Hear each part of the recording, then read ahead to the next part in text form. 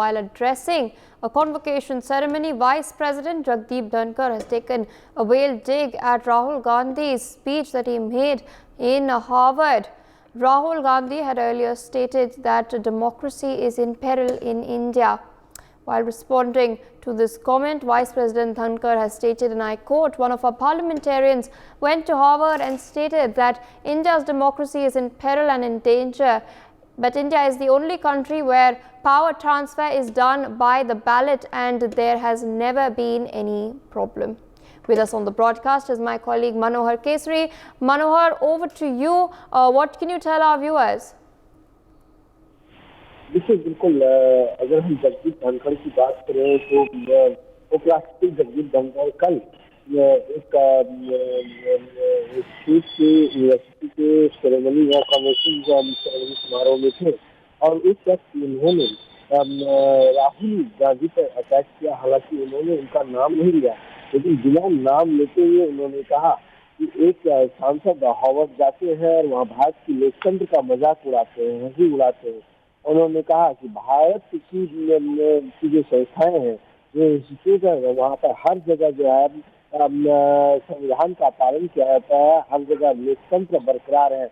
और इतना ही नहीं, उन्होंने ये भी बात कही कि भारत के हर लोग भारत के विकास और लोकाचार को आगे बढ़ाने में अपना योगदान देते हैं और कुछ लोग जो है इसे कमजोर करने में लगे हुए हैं। तो इसके अलावा उन्होंने कहा कि दुनिया को संदेश जो है भारत के प्रधानमंत्री दे रहे हैं वो युद्ध का विस्तार नहीं, युद्ध का नहीं, बल्कि कूटनीति का बातचीत से ये तय करना चाहते हैं कि मुद्दों को कैसे हल करना चाहिए। मतलब तमाम स्टूडेंट्स को उन्होंने मैसेज दिया और मैसेज के दौरान ही राहुल गांधी का अटैक करते हुए कहा कि कुछ लोग जो है भारत को कमजोर करने की कोशिश कर रहे हैं, लेकिन भारत में लोकतंत्र हर जगह बरकरार है। जी।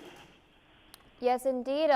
Manohar, can you tell our viewers whether any reactions have come to this on this up until now?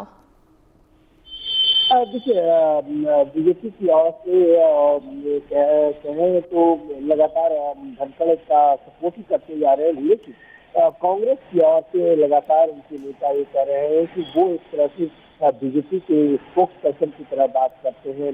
और जहां तक आपने देखा होगा कि कल्याण बनर्जी वाले इसी में ही राहुल गांधी वीडियो बनाते नजर आ रहे थे और मिमिक्री के मामले में कल्याण बनर्जी ने एक बार फिर कहा। तो ऐसी स्थिति में जहां तक जगदीप धनखड़ का सवाल है तो कांग्रेस के नेता या तो फिर कांग्रेस के राष्ट्रीय अध्यक्ष ने भी उनसे मिलने के लिए पत्र लिखा था और कहा था मुलाकात होगी, लेकिन धनखड़ ने उनको बुलाया तो खड़गे ने कहा कि मैं उनसे मिल नहीं पाऊंगा, लेकिन संविधान को बचा करके रखना जो है वो धनखड़ की जिम्मेवारी है। All right, we also have Mr. Manoj Yadav, BJP spokesperson, joining us on the broadcast.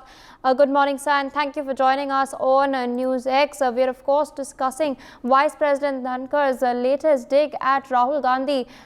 Back this year, Rahul Gandhi had gone to the United States and he had in fact stated that democracy is in peril in India. Taking a dig at this, Vice President Dhankar has in fact hit out stating that in India, which is a democratic country, it is the only country where power transfer is done by the ballot and there never has been any problem. Do you concur with this statement? महामहिम उपराष्ट्रपति जी ने जो कहा है निश्चित रूप से वो सत्य है और शाश्वत है कि भारत एक लोकतांत्रिक देश है और एक ऐसा संप्रभु देश है जिसमें सभी को बोलने का अधिकार है।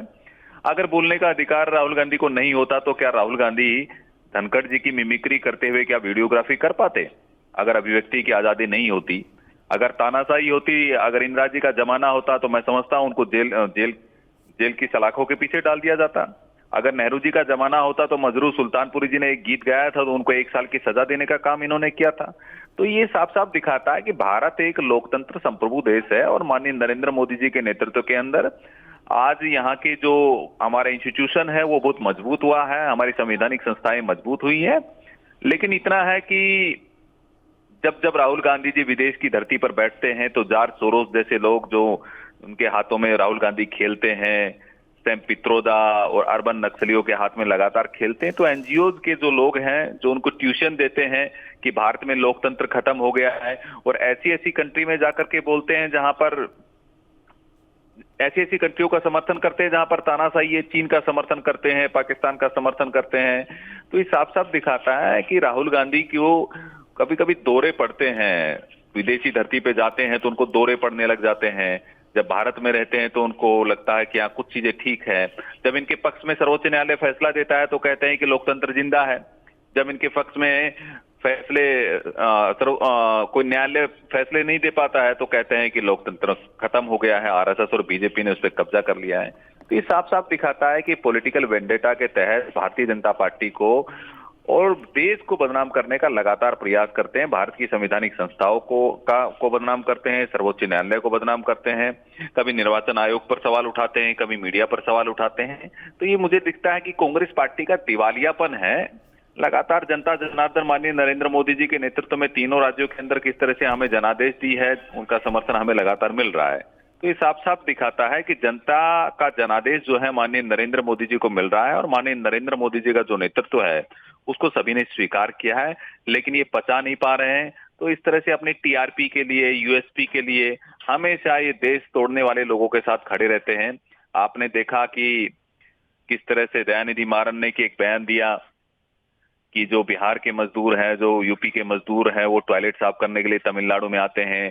सेंथिल कुमार ने किस तरह से गौमूत्र से 3 राज्यों की तुलना की, दक्षिण को उत्तर भारत को, दक्षिण भारत को बांटने का काम किया। लगातार आइए राजा जी क्या बोलते हैं। उसके बाद में आपने देखा कि सनातन को गाली देने का काम करते हुए ये दिखाता है बांटो और राज करो की जो नीति है कांग्रेस पार्टी की वो चरितार्थ होती है और इनके डीएनए में ही है कांग्रेस पार्टी के बांटो और राज करो की नीति। Indeed, and you've also raked up what exactly is happening as far as the DMK is concerned, and I'd like to gauge your reaction on that too. The Congress has so far remained silent on the DMK's remarks up until now, whether it is Udayanidhi Stalin, whether it was Senthil Kumar who had made his comments in Parliament, which were in fact he later apologized for. But then right now Dayanidhi Maran has also made a statement, but Rahul Gandhi seems to remain silent on that. What would you like to in fact tell our viewers about that? लगातार देश तोड़ने वाले जितने लोग हैं, सनातन को गाली जितने देने वाले लोग हैं, अब चाहे ए राजा हो, दयानिधि मारन हो और या फिर सेंथिल कुमार हो, चीनी के रेवंत रेड्डी जी जिस तरह से ये बिहार के डीएनए को बोल रहे थे उनका डीएनए ठीक नहीं है, तेलंगाना का डीएनए बहुत अच्छा है। तो लगातार जो सनातन को गाली देने वाले हैं, हिंदुओं को गाली देने वाले हैं, भारत को तोड़ने की जो मंशा रखते हैं, उनके साथ में ये अक्सर खड़े क्यों रहते हैं, क्यों मौन धारण कर लेते हैं? जब सनातन को अपमानित करने का काम किया जाता है, सनातन को गाली देने का काम किया जाता है, तो ये यूपीए के जो इंडी गठबंधन के साथी लोग हैं, ये मुंह क्यों नहीं खोलते हैं, क्यों नहीं अपना स्पष्टीकरण देते हैं, क्यों नहीं उनके साथ गठबंधन तोड़ते हैं? तो साफ साफ दिखाता है कि इनके पीछे एक ही मंशा है, तुष्टीकरण की राजनीति, अपीजमेंट पॉलिटिक्स, कि वोट बैंक की जो राजनीति करनी है, जो सनातन को गाली देगा, जो हिंदुओं को गाली देगा, जो एड्स बोलेगा, जो मलेरिया बोलेगा, डेंगू से उसकी तुलना करेगा, उत्तर भारतीयों को गाली देने का काम करेगा। तो ये चिंता इनको ये विषय की नहीं है। विषय की चिंता ये है कि वोट बैंक की राजनीति को इन्हें कैसे साधना है, एक विशेष वर्ग की राजनीति कैसे करनी है। तो वही सब कर रही है Congress party. All right, sir. I'd like to thank you for joining us. But also joining us on the broadcast is Mr. Surendra Rajput, who is the Congress spokesperson. Sir, good afternoon, and thank you for joining us on the broadcast. We are, in fact, discussing the veiled dig taken by Vice President Dhankar towards Rahul Gandhi and the comments he made back while he was visiting US this year. What is your response to and your very first reaction to these comments made by the Vice President? देखिए प्रीति, 3-4 चीजें बहुत important है। जिस तरीके से उपराष्ट्रपति के पद की गरिमा का अपमान उस पद पर बैठे हुए लोग कर रहे हैं, ये अपने आप में अद्वितीय है, इससे पहले कभी नहीं हुआ।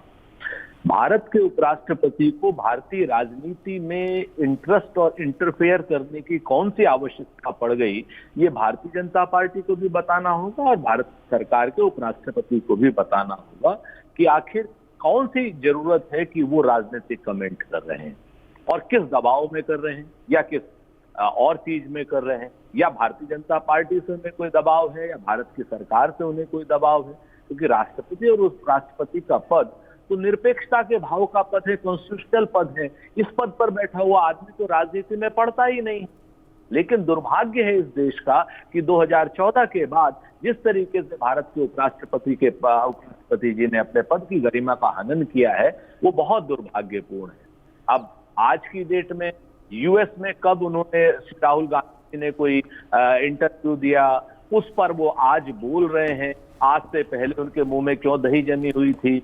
और अगर उन्होंने राहुल गांधी जी ने कोई ऐसी चीज बोली है तो अब तक भारत की सरकार ने उनके खिलाफ क्या कोई कार्रवाई। तो आज आने वाले समय में सिर्फ चुनावों को दृष्टिगत रखते हुए उपराष्ट्रपति पद चुनावी राजनीति में भारतीय जनता पार्टी को लाभ देने के लिए मेरा आरोप है कि कहीं ना कहीं ऐसा कुछ तो नहीं कर रहे हैं जिससे पद की गरिमा का अपमान हो रहा है।